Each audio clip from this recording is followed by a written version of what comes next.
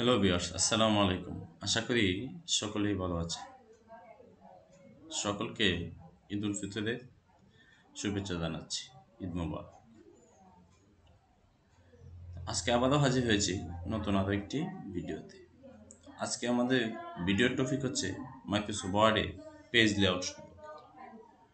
আজকে আমরা আলোচনা করব মাইক্রোসফট ওয়ার্ডের পেজ লেআউটে কলাম সম্পর্কে। তাহলে চলুন কথা না বাড়িয়ে আমরা ভিডিওটি দেখে আসি। এর জন্য আমি মাইক্রোসফট ওয়ার্ডের একটা পেজ ওপেন করলাম। ওপেন করার পরে আমরা সরাসরি চলে যাব পেজ লেআউটে।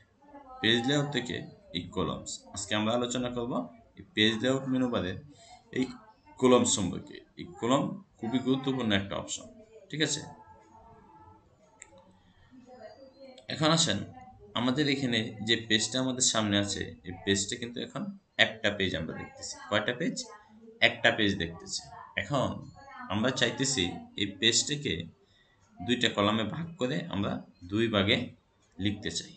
এই পেজটাকে দুই ভাগে কি লিখতে চাইতেছি, যে এই পাশে বাম পাশে একটা কলাম থাকবে, ডান পাশে আরো একটি কলাম থাকবে, এবং দুই পাশে আমরা টাইপ করব। দুই ধরনের লেখাও লিখতে পারি বা দুই সিস্টেমে লিখতে পারি। তো তার জন্য আমরা কলমসে গেলাম। যাওয়ার পরে আমি যদি টুতে ক্লিক করি তাহলে দেখেন আমাদের এখানে যে রোলারটা আছে, এই রোলারটা দুইটা ভাগ হয়ে গেছে। ভাগ হওয়ার পরে এখন আমরা এই পাশে লিখলাম, দেখেন এই পাশের লেখাটা এই পর্যন্ত আসছে, বা এই পাশে দেখেন আরেকটা কলাম হয়েছে। আমরা এই পর্যন্ত লিখলে দেখেন এখন এই পেজটা কি দুইটা ভাগে ভাগ হয়ে গেছে। আমি আপনাদেরকে আবারও দেখাই। আমি যদি আগের সময় যাই, আপনাদের এই রোলারটার দিকে একটু খেয়াল করবেন। এই রোলারটা কিন্তু এখন একদম প্লেন এবং সমান আছে। তো আমি চাইতেছি এই পেজটাকে দুইটা কলাম করব এবং দুই কলামে আমি লিখব। তো তার জন্য আপনি পেজ লেআউটে যাবেন, পেজ লেআউট থেকে কলামসে যাবেন। সেখান থেকে ধরেন আমি পেজটাকে দুইটা কলাম করবেন, তাহলে আপনি টু করবেন। আপনি টুতে ক্লিক করলেই পেজটা কি দুইটা কলাম হয়ে যাবে। দেখেন আমার রোলারটার দিকে একটু খেয়াল করে দেখেন, আগে রোলারটা কীরকম ছিল আর এখন কীরকম হয়েছে। এখন যদি আপনি এখানে টাইপ করেন দেখেন তাহলে এরকম সমান হয়ে গেছে। ঠিক আছে, আপনি চাইলে আবার এই কলামেও লিখতে পারবেন। এই কলামে লেখার জন্য আপনাকে একটু কাজ করতে হবে।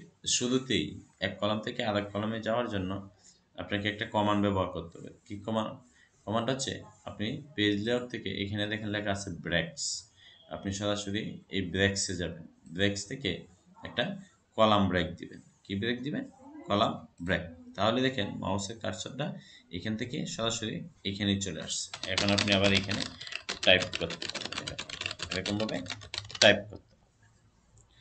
এখন আসেন আমি এটাকে আগের অবস্থানে নিয়ে যাই, ওয়ান পেজ করে ফেলি। তো ওয়ান পেজ করার জন্য আমি আবারও পেজ লেআউটে যাই, সেখান থেকে কলামসে যাই, আবার ওয়ানে ক্লিক করি। তাহলে দেখেন এটা ওয়ান হয়ে গেছে, মানে একটা পেজে চলে আসলো। আমি লেখাটাকে কেটে দিই।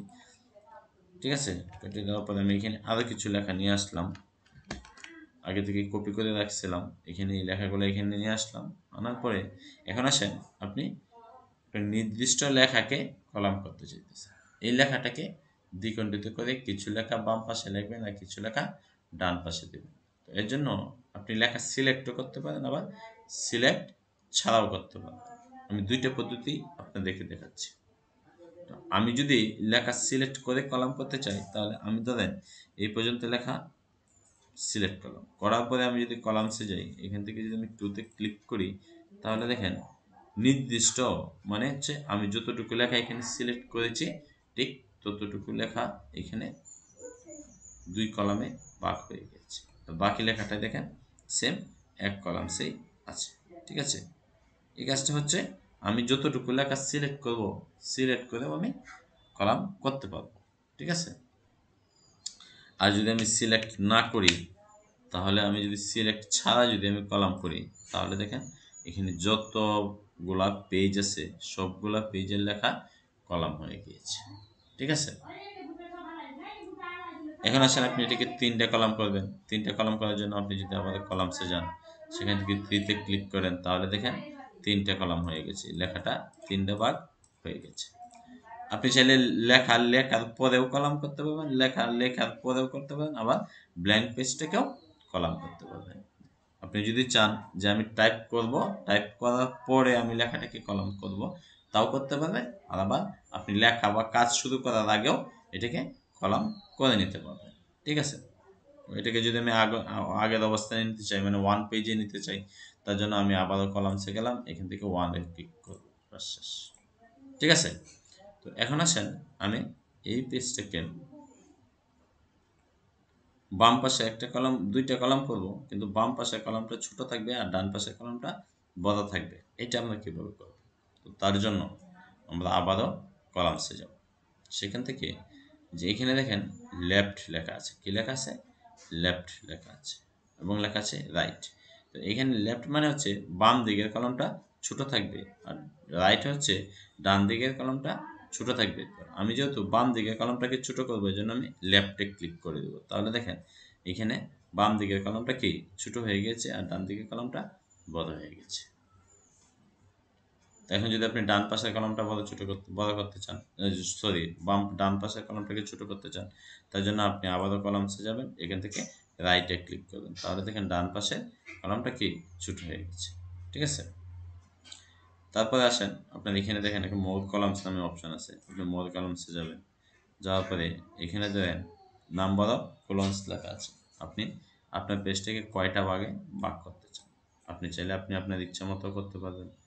তার জন্য এই যে নাম্বার অফ কলামসের এখানে আপনি যদি 10টা ভাগ করতে চান, তাহলে 10 যদি এখানে লিখে ওকেতে ক্লিক করেন, তাহলে দেখেন এই পেজটা 10টা ভাগ হয়ে গেছে। ঠিক আছে? তো আশা করি কলাম সম্পর্কে এই ভিডিওটি দেখার পরে আপনাদের আর কোনো অসুবিধা থাকবে না। যদি ভিডিওটি আপনাদের উপকারে আসে, তাহলে অবশ্যই লাইক এবং সাবস্ক্রাইব করে দেবেন। সকলে ভালো থাকবেন, সুস্থ থাকবেন। আল্লাহ হাফেজ।